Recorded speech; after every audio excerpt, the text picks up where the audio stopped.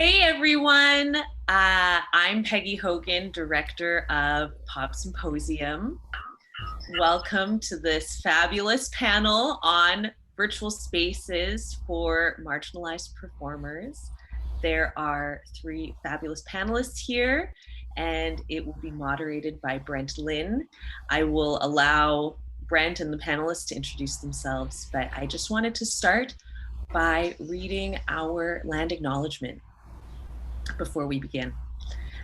We would like to open by acknowledging that we are hosting this event from the unceded lands of Kahnawake Nation. Pop Montreal urges everyone who attends the Funhouse events of this weekend to become and stay informed about being involved in anti-colonial and Indigenous-led struggles and resistance wherever it is that you live.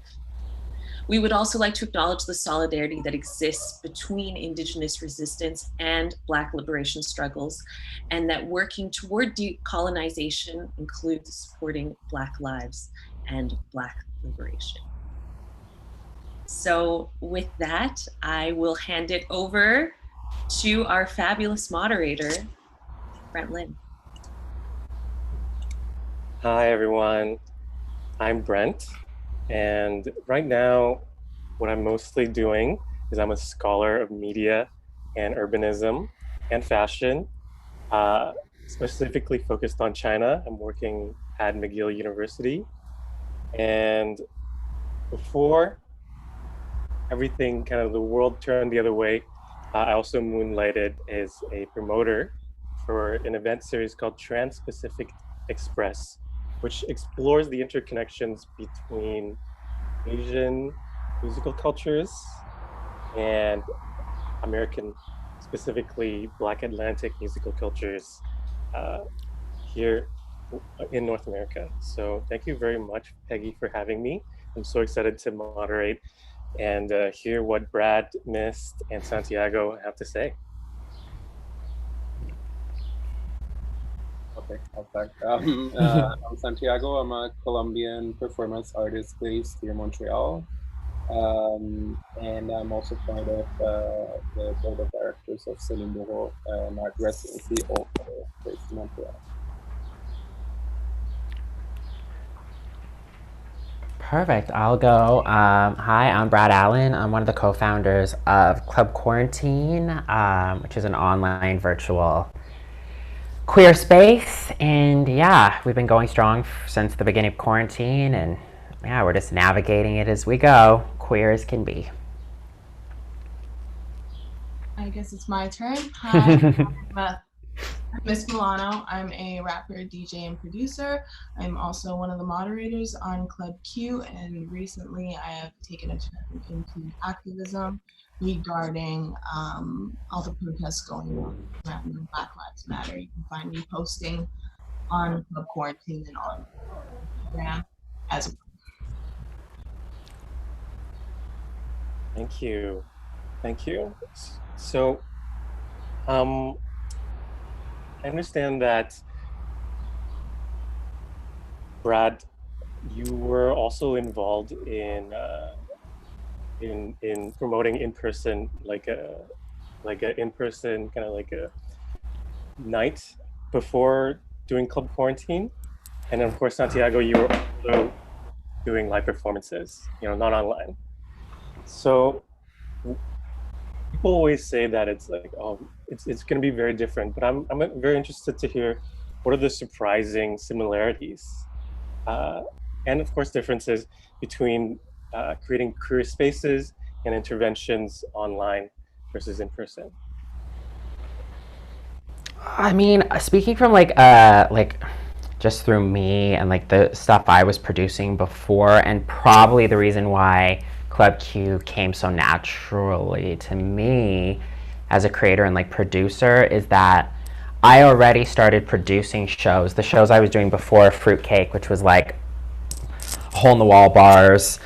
The only bar that would like let me produce a show when I gave them that idea was because I was creating it because I wasn't seeing that space. I'm a comedian.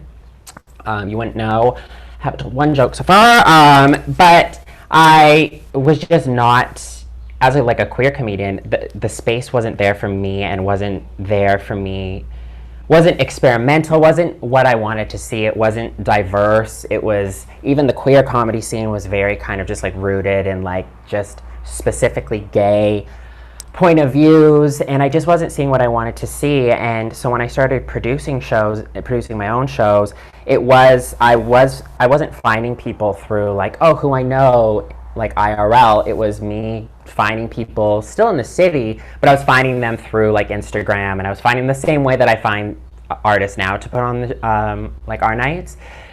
So it was still through a very like digital realm that I was able to create that. And so in that way, like for me, it hasn't really changed. I've always favored digital spaces over IRL spaces. I've always found that personally I've been able to kind of like create my own spaces, the spaces that I don't see out there. So yeah, Club Q for me is just kind of another, kind of limb. Yeah, it just kind of, I guess to me it doesn't feel different at all. It kind of feels exactly what I was doing before, even though it's an IRL, but like the creation of it, producing of it, and the thought process that goes behind it, and the way that I find artists, and it's kind of been the same. So it kind of oddly feels, although this is new, never did I think it was going to be like a virtual club queer space where I was going to find like, my niche. But it oddly feels very kind of comfortable and not much of a challenge. It doesn't feel new, I should say. It feels oddly just kind of where I need to be right now. If that makes any sense. Of course. And Santiago? Yeah. To hear from you for applying to Brad. Yeah, I guess like the main difference would be that I think like why I started kind of thinking of performing for webcams was because I was noticing that although I was like getting spaces in galleries and getting spaces and just like getting shows in general, I was just like getting a little bit tired of having always the same audience and kind of like revolving always around the same circles, and just like how how frustrating it was getting to me to like talk about issues on like immigration and like being a Latino person like in Montreal, and like dealing with like identity and all of that, and like just an audience that maybe was like I don't know exactly how, like in what way it was being responsive, like it was just like being added as like a token, or like, so I kind of like wanted to explore different ways of like accessing audiences, and I started just like creating like this or like performing these actions in different welcome sites, which like were providing me like very like a wide amount and like selection almost of different people from different countries, and it was just like a really great exercise on engagement, on like on just like kind of like seeing how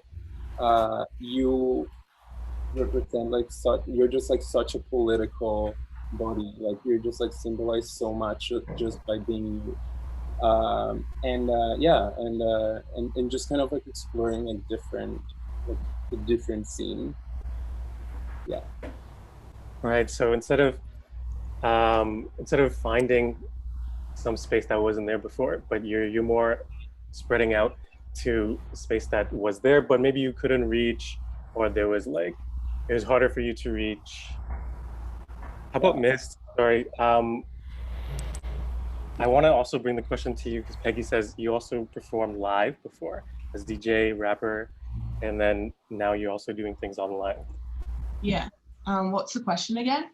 Yeah, so what are the surprising similarities? I'm mostly interested in the similarities because people always say, oh, like it might be different, everything's going to be different online, but what are you finding that is actually similar between your IRL shows and what you're doing now?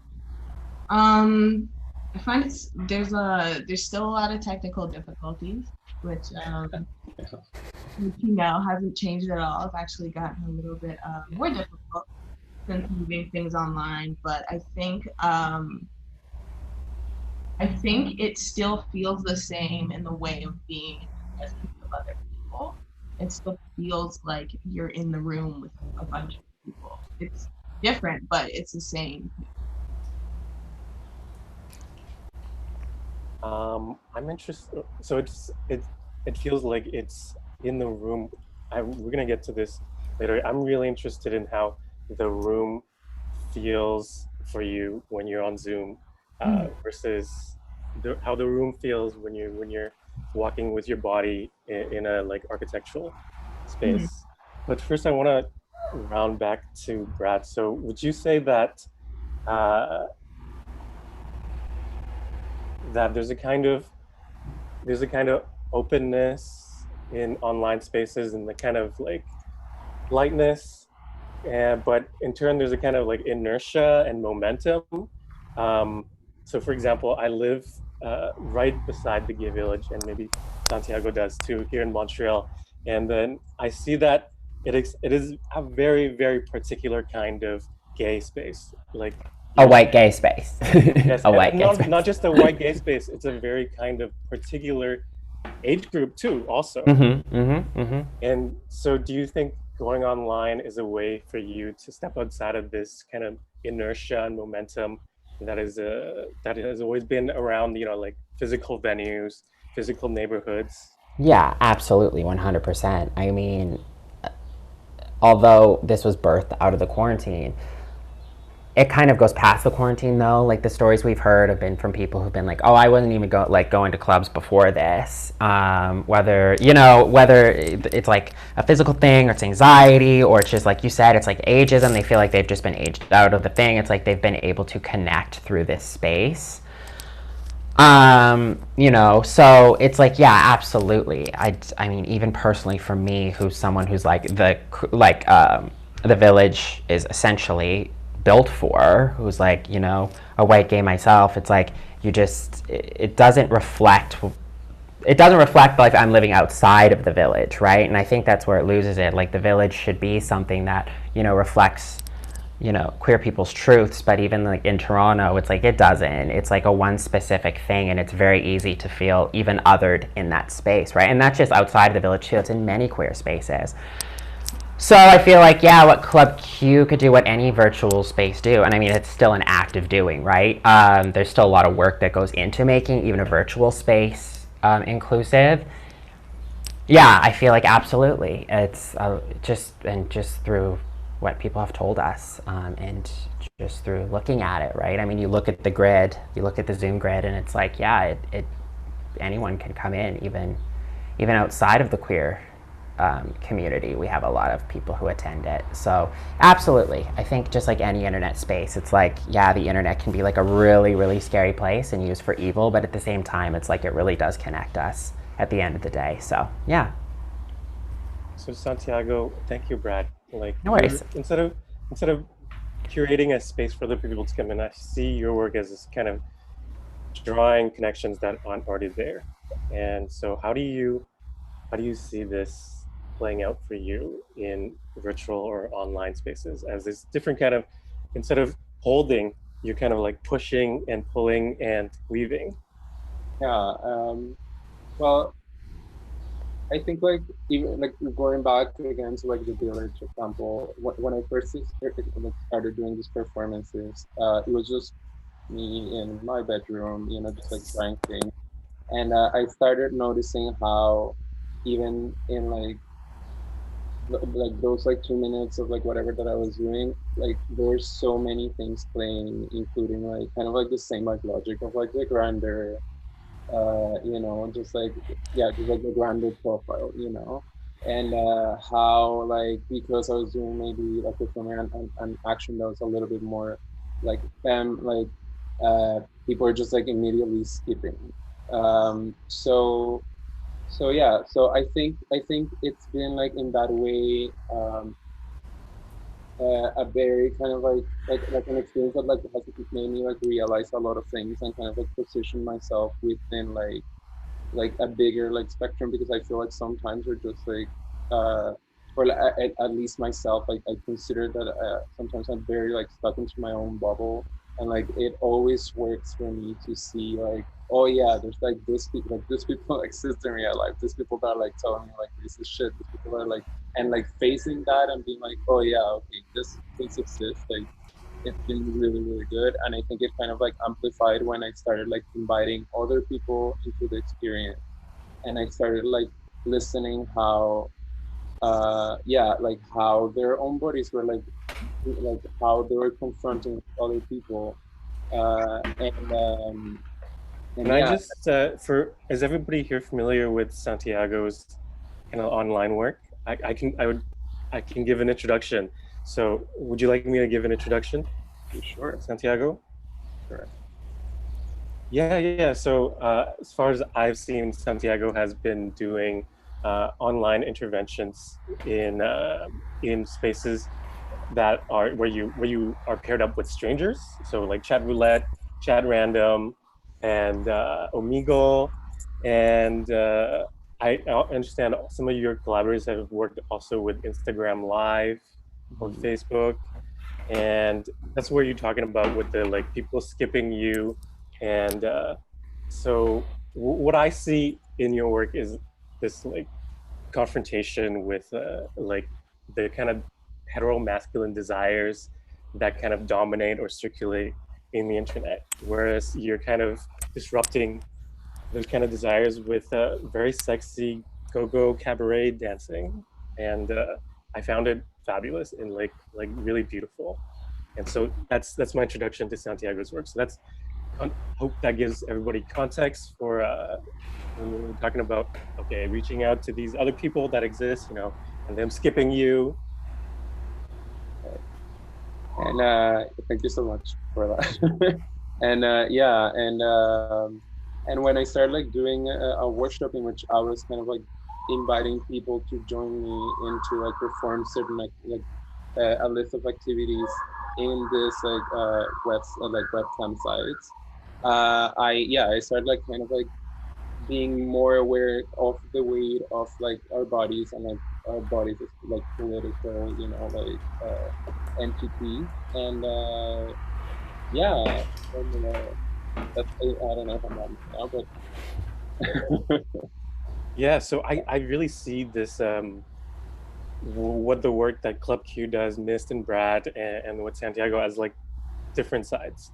I feel like Club Q is holding space so then like for these like queer bodily practices, whereas Santiago's work is more like taking space. Let's instead of holding what we have, which is like club culture, like let's go and take some of these spaces that aren't already queer, that are very like dominated by heteromasculine desire, and confront them. I think that's really beautiful. Mm-hmm. So in that case, I want to I'm gonna get back to the question of like vibe and sense of the room. But I want to ask Santiago, why the choice of these this kind of like notorious platforms where you know they're known for uh, people like showing just their dicks yeah. and like always looking for these kind of like yeah, things to masturbate to. Hmm. Well, at, again, like when I started, it was kind of like a different type of exercise, and then I started like when I started like really getting into it and seeing how each platform would not only just like give you like yeah, just kind of like show you like guys like jerking off, which happens a lot. Um, but also like it gave you the option to like either like get like filter like cameras or like get whatever. It's like super gendered the whole thing, and like it's very problematic. And yeah, but pick exactly like what is that you want, and then kind of like curate a little bit or like filter a little bit like the people that are like popping your screen. Then I thought like, hey, maybe this could be actually like a really cool tool for people that want to test like different things. Like us, like right now, like as artists, we don't have the same access to audiences that we used to have before. So so yeah, so I was just like, maybe, I don't know, we can like give it a try with this, and like just having like different artists that are like joining, and trying their own stuff. Like, that's really cool. That's a great point. I'm. Do you have anything to add? I'm very. Oh, Miss. So I'm very curious. Like, do you, Mist and Brad, do you find that um, you're also, because of this like movement, everybody's energies are kind of cooped up, and this movement onto like, virtual clubbing or like online clubbing, that people are more open because, yeah, for whatever reason, are more open to these different kinds of energies and encounters. I think it's just kind of like you are put into everyone's little bubble. Like you are now experiencing everyone else's little bubble. So it kind of makes you more comfortable with being more vulnerable that way. You're already showing people your home and everything. Like you have the opportunity to like change your outfit while you're at the club, which like makes so it opens the door to a lot of different experiences in life. New experience. Mm-hmm. Oh. I'm not sure. Did everybody catch that? I didn't really catch the last part because some of Miss audio was cutting out. Oh, sorry. Can you hear me better now? Yeah. Yes. Yeah. Okay, so I just think that because we are put into people's homes so closely, it gives them the opportunity to be more vulnerable and also to experience new things. Like this whole online club experience is a new thing in and of itself. So people, I think, have their guard down a little and their boundaries down a little. Mm-hmm. Yeah, I agree. What kind of new things and has this like engendered? Do you have any examples? Like actual examples of like craziness that's happening, Yeah, like online. I felt like I saw like interviews where you said, okay, people are like cooking or dancing in their kitchen and Oh, stuff oh because like, yeah, yeah. you can't bring Oh, the kitchen to the club. oh yeah, no. And I mean, like someone right off the bat, like they like gave themselves a tattoo. Like it was like our fourth night. Someone gave themselves a tattoo, like a Club Q tattoo, which was really risky at that time because like we could have packed her in our first week. Yeah, I mean, definitely. It was like Miss saying, it's like you're really, it's like a look into people's lives, right? And that is why it's so different from a club. We talk about the similarities, but like the differences, I think, are just as beautiful. And that it's very much just kind of, yeah, it's in a weird way. They're just like these tiny worlds, like going back to the grid. And it's like you're just looking into everyone's lives. And yeah, sure, people are trying to make it like a club-like experience. A lot of people put lights up and they're like, pulling looks and stuff like that. But a lot of the time it's just people just there and they are doing things that they'd usually be doing. But I think what's happened is people who they might not participate in the way that they're dancing or something, and every night there's some people that really are just like cooking every time they come, but it's like it's still a sense of connection. And I think people, when they walk into the Club Q space, walk into it, it's like I think people are shocked the fact that it does feel so comfortable. And I speak from experience of like when even I heard the idea of a Zoom party, right, when someone suggested the app, and it really did just start as like friends, like video chatting, right? But when I even thought of the idea of it becoming something bigger, even me, I was like, oh, like how would this feel? And we hear that from people all the time. We hear that from artists who are so used to performing in different spaces. They'll like just flat out tell us like when this was suggested to me, they thought it was going to be like stupid, and then they're like, oh, they want to come back. And I think people are just surprised because maybe they've never experienced like connection through internet in this specific way before, how comfortable and welcoming it can feel. Because prior to this, chat rooms, message boards, etc., have always been a very risky playing ground. you know, we're talking about chat roulette and we're talking about these things, right? It's kind of like, yeah, there's moments where you connect with people, but you also don't know if you're going to like hit next camera. You don't know what you're going to see, right? And it's like, so I think people might come in expecting that it's a very kind of like open source world of just kind of like, oh, and then they come in and they're like, oh no, like these are people that are both like me and not like me in any way. And I think that that's why people come back. And that's why people, even if they're not dancing, they just have it on their counter while they're cooking or something, because it's still a sense of connection. And, you know, quarantine specific, it's like we're not really getting that right now in a lot of ways. So for some people, so unless you're breaking quarantine, I mean, who am I to judge? Not me. It almost goes back to these like old, like, you know, when when the web was just like a bunch of academics who like emailed each other, you know, and like sent jokes over email, that kind of space, the kind of like communion and community that you could have, having everybody be in the same before it was like open up without rules to like everybody. Then trolls came in and hackers and all that stuff. That same in communion. I feel like there's a kind of wholesome energy that you could have that would not be there in like a physical club because of the way those spaces are, you know, like in kind of districts they are in. It's hard to walk Also, into a club it kind of and be gives like, everyone a chance to be a star too, where you don't really see that in normal clubs unless it's like, I don't know, an amateur strip night or something. You're not really gonna see a bunch of people from the crowd on this big stage or on a big screen like that. Absolutely. Like the exhibitionism is like, it's, yeah, no, for sure. I think that's kind of inherently queer. Just why, like, you know, you're not seeing a lot of like straight Zoom clubs popping up in the same realm, because I think in a lot of ways the kind of like bare bones of these parties is like very queer in practice alone. Yeah, it's like we want to be seen. Like, let's get real. We all want to be seen. We all want to put, like, it is like we just love to do this. We don't turn off. We never do. I wonder what Santiago has to say about this, because I absolutely agree with you. For example, in a lot of Santiago's work, I've seen the men who are masturbating don't show their faces. They just want to look, but they don't want to be seen. Yeah, totally. Yeah.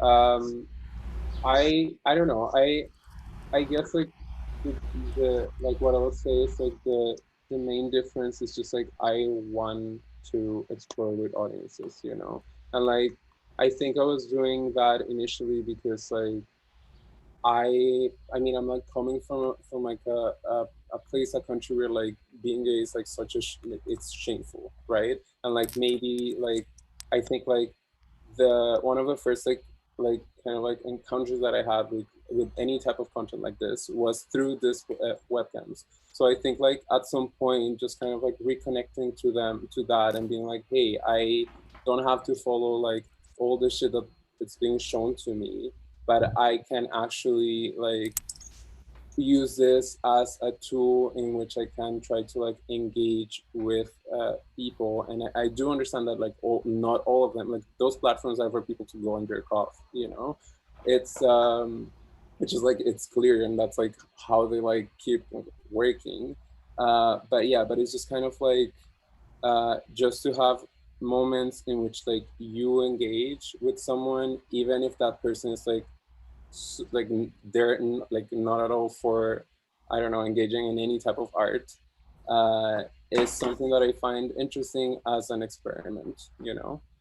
Like I'm not telling, and I'm absolutely like not telling people like please go right now and like all those websites and like start like performing crazy shit, and like because it is absolutely like there's people that are like very offensive, and there's people that react like really bad, and yeah, and I feel like even when I was like kind of like inviting people to this workshop, I was trying to be extremely clear, like, hey, if you want to do this, like just be aware that this could happen, this could happen, this could happen.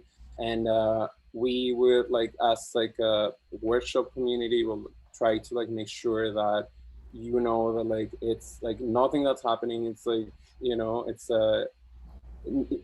support, like it's like you shouldn't be there to get hurt, you know. it's just like be there as a way of testing audiences and like testing like different things that you want to test in front of a camera that's going live. Yeah, it's this like very similar. What I'm hearing is this very similar like power of like the queer exhibitionist body and like the visibility, and engaging with that, but not overexposure. Not, you don't want to have like these people coming and seeing you and instead of skipping you, coming to harass you, or the same thing happening with Club Q and like, you know, the wrong people coming. So yeah, I almost feel like the kind of setup that Zoom has is like this combination between the stadium kiss cam and like the stage spotlight, but it's like easily available to all party organizers without having to like invest in all this expensive lighting equipment. Yeah. As this way to like direct attention to like the body that wants to be exhibiting. Absolutely, for sure. In a so in a way, if you were ever, so this is like looking at the future as well. If you were ever to offline, would you think of wanting to bring some of these things, that this like vulnerability, the energy, the kind of controllable visibility and spotlighting to like an offline venue, IRL? Oh, for sure. I mean, the thing is, like, we get asked that. That's probably like one of the most asked questions. Are people like, "What's the future of Club Q?" And I honestly can say with my whole heart, it's like you take it a day at a time. I mean, especially in like the climate, the world, it's been like 2020 in general, right? It's been like we don't know what next week will look like, and Club Q, we're constantly adapting to what that looks like. We're trying to adapt. So it's like to think that far ahead is something that I think if we were to do on top of the work we're already doing, which can be mentally straining, I think we would collapse. So yeah, we're just kind of really trying to like focus on what we can do now in this space. Like right now, if clubs are to ever return in the capacity that, we, know them as, I don't know if they will. I don't know if they'll ever look the same. I don't know if many things, communal spaces, will ever look the same. Yeah, we definitely have ideas of what that'll be, and it'll definitely be a collaboration between IRL and digital, for sure. Yeah, we definitely are playing around with some ideas sometimes, but at the same time, we don't know what tomorrow will look like. So right now, this is all we have. So. Yeah, I'm curious to hear. Like, there's no pressure to like go off what you need to do to deal with the present, which is a lot. But I want to invite you in this space to kind of dream about the future. What would you do? What would the perfect IRL plus online setup look like? What would the perfect Club Q software look like? Because I know Zoom you guys just posted denouncing Zoom, rightly, and Zoom basically says, we will sell you to the cops, like, easily. So I think that what would it look like? Club Q in real life would probably look like a regular dance floor, maybe like a boiler room situation where it's a live stream, and then you'd probably have the people at home projected somewhere in the club, so people in the club could also see them partying. And then the live stream would show not only the club, but also the people getting spotlighted, is what I'm assuming. So instead of going back to the DJ, as we do in Club Q, spotlighting the DJ, you would spotlight the physical party going on in real life. And then someone would be switching between online party goers. I think this would be great for like, people with anxiety and single parents and all kinds of people with injuries, like all kinds of people who can't go out, people who have to work in the morning and like can't physically go out because they need to, close their laptop and go to bed pretty soon. So I think it would, and people all over the world too. So it opens up this whole new world of experiences. Yeah. That would be amazing. I'm like, yeah, I don't know. I can't think of our head. Mist is like, it's going to look like this.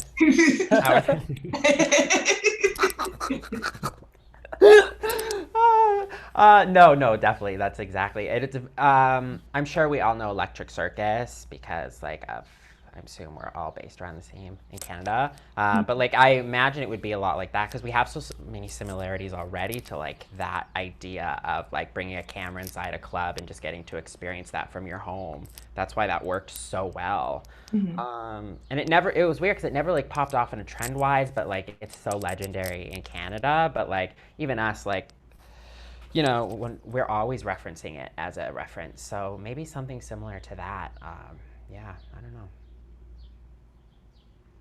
Yeah, that would be pretty amazing. I would I would join that so much more because I feel like that like the current like streaming boiler room type experience is it still replicates that like ooh, I have to be like a certain way of club culture, you know? And I think everybody deserves like the kind of like communion and Yeah. emancipatory joy of club Yeah. culture, whether you have kids, Yeah. whether you're old and you're like 50, 60, you know?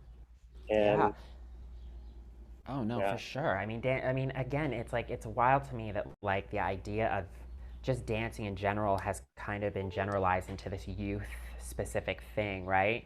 It's like once you're past a certain age, you have nowhere to go and just like dance with people. Like that's a weird, like that's wild to me. And I get it just because of the structure of how things work, right? Of how we've built society to be like, okay, now you're 30, now you're boring, go like die in a corner.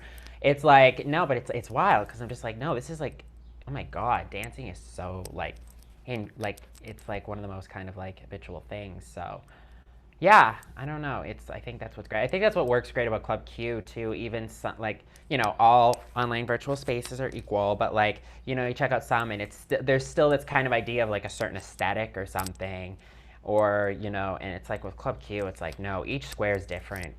It's like really every night, except for like if there's a theme or like a certain kind of sound or something or a collective. Outside of that, it's like the people enjoying it. It really, really is just like a community of just kind of like everyone. And yeah, I think that's why people keep coming back to Club Q is probably for that reason. And there's just a huge sense of humor to it, right? Like we're not taking ourselves seriously at all. We know exactly the fact that no matter how deep we look into this, at the end of the day, it's still like a space being held on a business conferencing app, and you have to do that take that with a grain of salt. You have to do it with a huge sense of humor because in its nature, like on paper, that sounds just silly. I would actually like to. I had a question about the like black bodily practices related to what's going on with the anti-police and like Black Lives movement. But actually, I think the one of the audience members actually has a good question to start that with, and so can we open it up to questions from the audience, and then if we have time later, we can get back to this question I had prepared. But can we open it up to the audience? Yeah, of course. And so this question is from Eli Kaufman. What parts do virtual spaces, like the ones you are operating in, have to play in the anti-racist and anti-police movements that are gaining traction right now?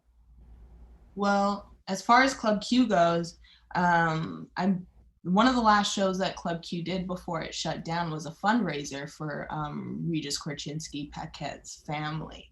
We were able to raise over $8,000 in like 3 hours because of the club. And so I think that a lot of people are kind of following suit in that way to be able to help out, especially artists. We're sensitive people, so we want to help other people out. And I think a lot of the nature of art is healing and is like escape.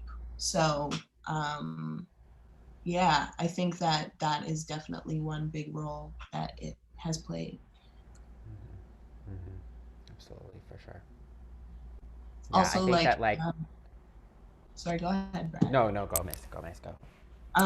Also, I've been able to use the actual Instagram from the club to be able to connect people on the ground with each other, and also to put out information on how to protest safely and the live real-time goings on of what's happening on the ground all over the world. That's one great thing that the internet has given me. One of my main contacts on the ground is actually a person that was going to Club Q. And so I've been able to gain a huge amount of insight and a huge amount of intel just because, you know, we used to party together. And I think that's really great and really special. Absolutely. Yeah. No, Mist has like been able to really utilize the technology. I'm like always reading the DMs and people are like, since Mist has done the takeover, and it's like it's wild because I don't think people are used to seeing Instagram almost used in the same way that like we're used to seeing like Twitter ran, which is real time, and utilizing stories in a way that I don't think people, you know, have used before. And Mist again is like this is real time, right? I mean, like it's wild, and like even watching like I was hanging out with Ali, who's another team member of Club Q, and like hanging out yesterday, and I was like, "What are you doing?" They'd be like, "Fact checking for Mist right now. Like we need to like make sure." And it was like just to watch this like world happen, and like what we're doing right now is just kind of like, yeah, it's outside of what Mist was saying, outside of just like the power of art alone and just the transformative power of that. But also, like I was saying before, I was like, you know, we did go lights off because there are times where I'm the first one to be like, yeah, art during these times was important. There are some times when action needs to be a little more direct and tangible, and sometimes something like art needs to just take a backseat for a little bit of a moment, you know, just to kind of refocus. So that's where we're working. But at the end of the day, and it's kind of where we are right now, is like really kind of gauge where now we can re-enter that space and use the actual Club Q space, the 9 to 12 block or whatever, to really help as well. So it's a balancing act as well. Again, taking a day at a time has been like the biggest learning lesson. And yeah, so yeah. I mean, again, it's like the virtual queer space is new too. So it's like we're learning this as well. We're learning our role during times like this. So we also don't have the answers. So it's also about taking a back seat and really listening, especially because, you know, 3 people on the team are white. It's also like, you know, listening. That's the thing, is like taking it to the audience and really listening to what they're saying in that moment, right?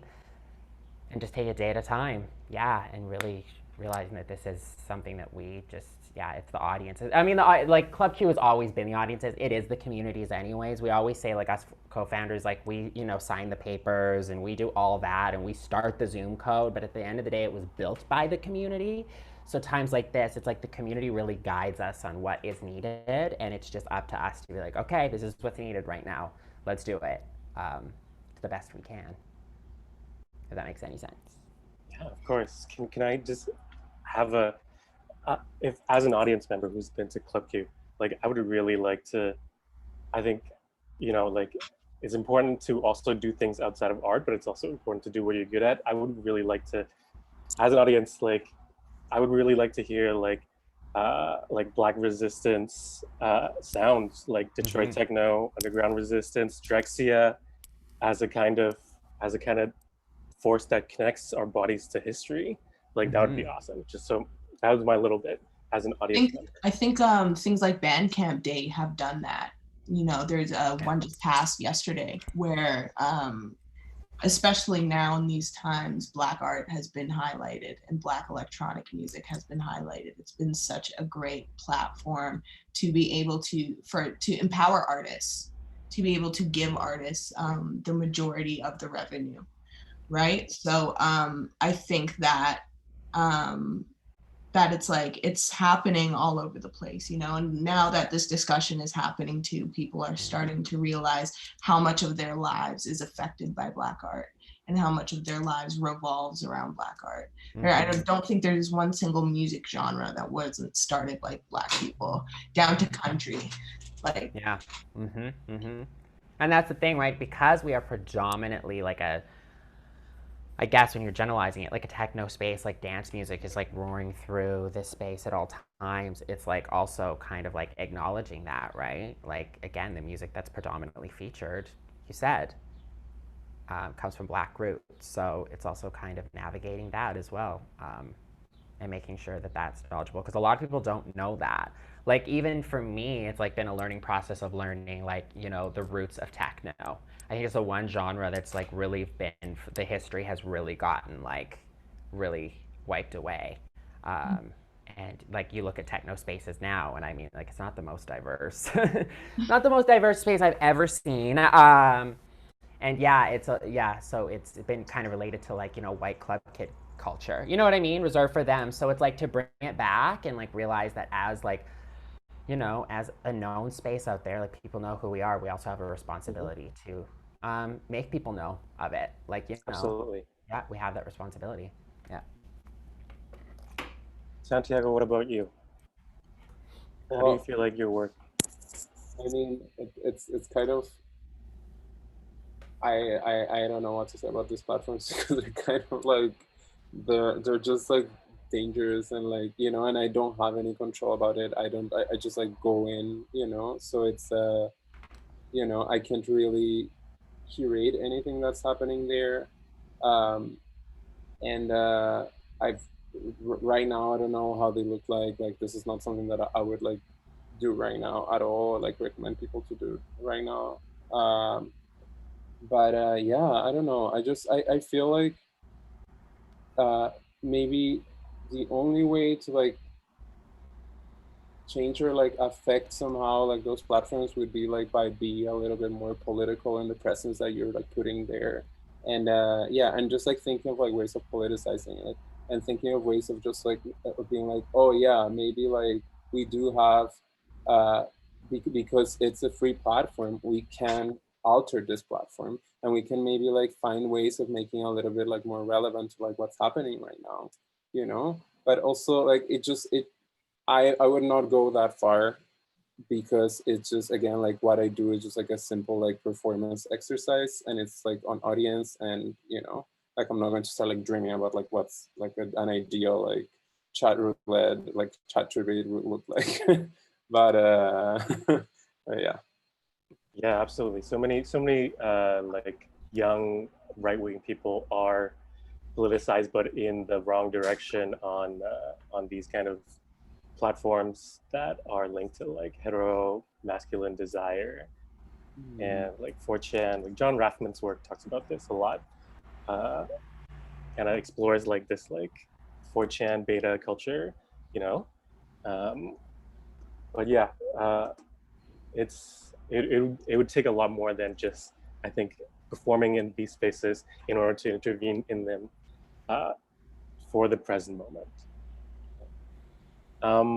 Here's a question from Peggy.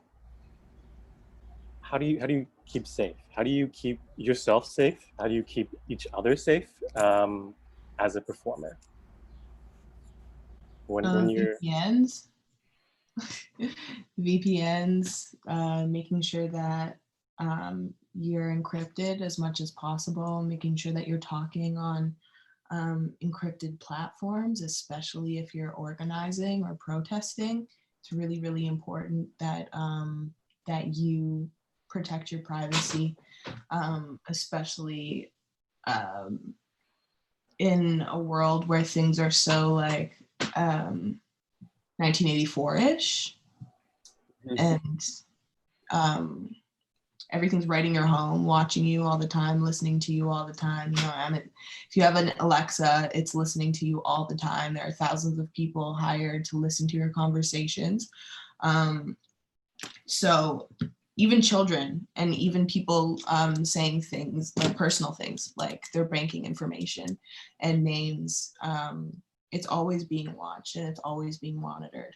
So keeping private is one of the most important parts of, I think, the online art and activism experience, as well as in Club Q, like we have protocols to deal with people who are being racist, who are being trolls, who are being homophobic. Like, it's very easy. It's much easier online than it is in real life to kick someone out of the club. It's much, much easier. a click in a couple seconds and blocked in the chat pretty much does it. Whereas like a few cues to yeah. Whereas in real life, it's like, especially if you're working with cis het men that are doing security, it's much harder to get them to believe you, especially as a Black woman, to say that like this person is causing a disturbance, this person is putting other people at harm. It's kind of like this this masculinity conspiracy almost, like they want to protect people who are men, you know, they want to protect other men. It's been really difficult for me as a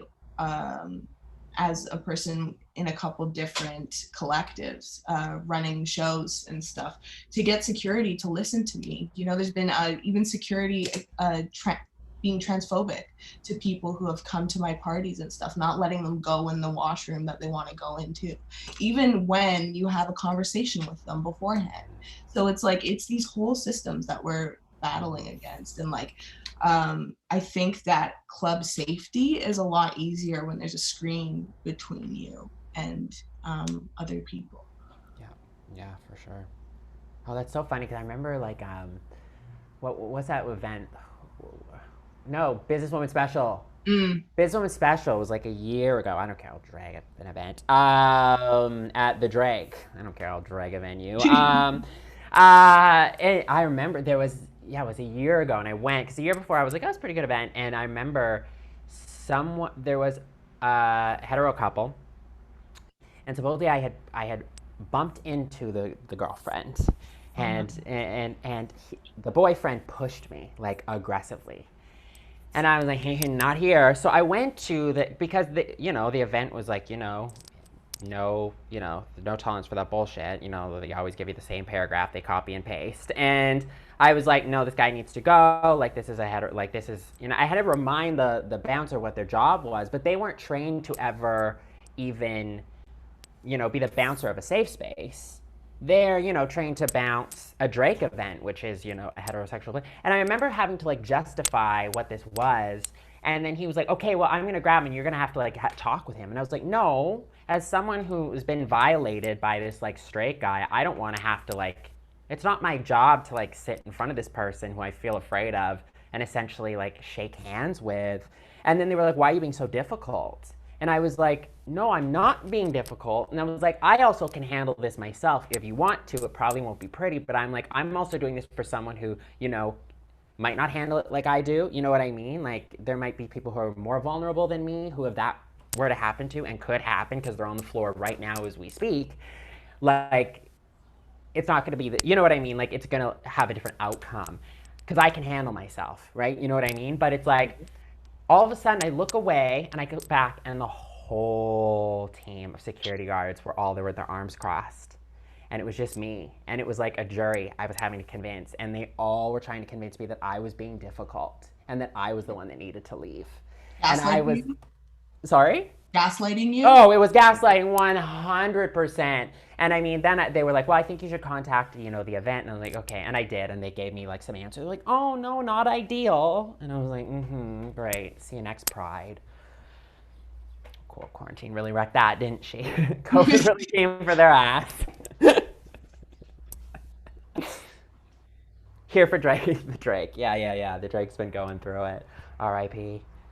Yeah, so again, like there's this like kind of like inertia that is like hard to overcome in real life, where you have like all these bouncers that are trained in certain ways to like help bounce like this space in a very like straight masculine like kind of way, and it's hard to like quickly move that culture. Yeah, I mean, it's just so ingrained. It's so like, oh my God, it's deep. It's deep. So it's like these events that hold like a queer event during Pride or something, it's like that, okay, sure, yeah.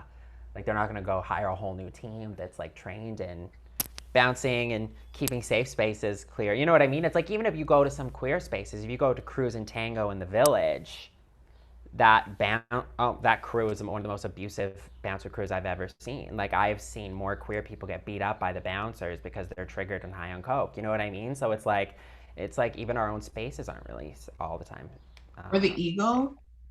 Oh my God. Ugh, like, wasn't it just like a month ago that they decided that the dark room could have like more than one gender? And they're like, yeah, we'll try it out. And we're just like, oh, Jesus Christ. Like, it's 2020. It's all trash. Yeah, it's a mess. I remember a friend telling me that they tried to go in with a bunch of Black people during Pride, and the bouncer asking what one of the friends was high on. She was just had smoked some weed, like nothing too serious, you know. And he's accosting her, asking her what she's high on, and she can't come in because she's too fucked up and all this stuff. And it's like, there's guys on all kinds of shit doing chemsex in there, all kinds of shit. Okay, and you're accosting a tiny Black girl for having red eyes because she just smoked a joint. Give me a break. Like, it's a mess. It doesn't end at straight spaces. No. To be honest with you, there has been times, not all the time, but where I've just thought about it when I've been in like, the odd time I'll go to like a birthday party and I have to go to a straight space where I'm like, to be honest with you, I'm kind of feel a little more comfortable than some of the times I've had in the village. And that's coming from still being like the white gay that I am. Mm-hmm.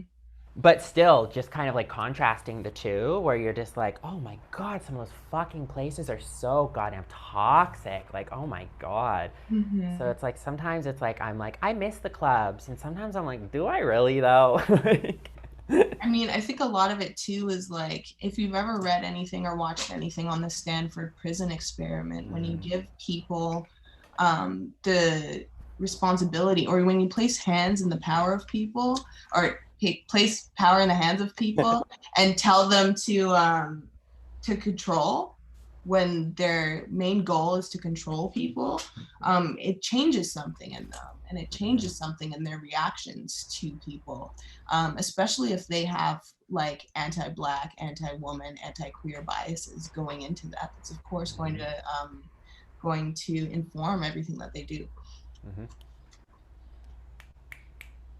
Absolutely. Yeah, Santiago, do you have anything you want to add about safety? Yeah, just I don't know.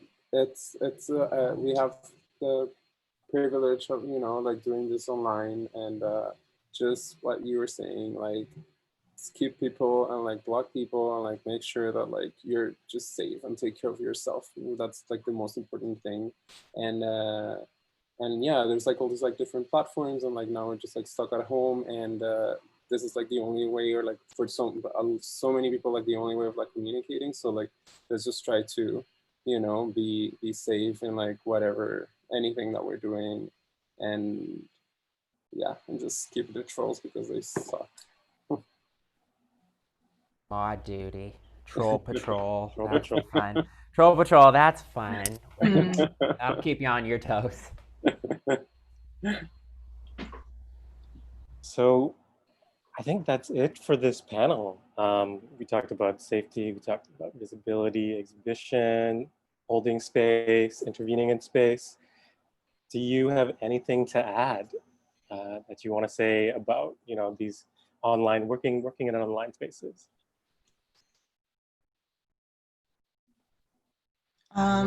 I do want to say that I am personally a little disappointed that Brad had to suggest me to be a panelist here today.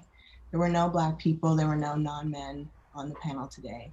And so I am a little disappointed with that. And I think that there is better that you guys can do in the future to ensure that doesn't happen. Even with all this stuff going on, that shouldn't be a deciding factor in your programming. Thank you for that.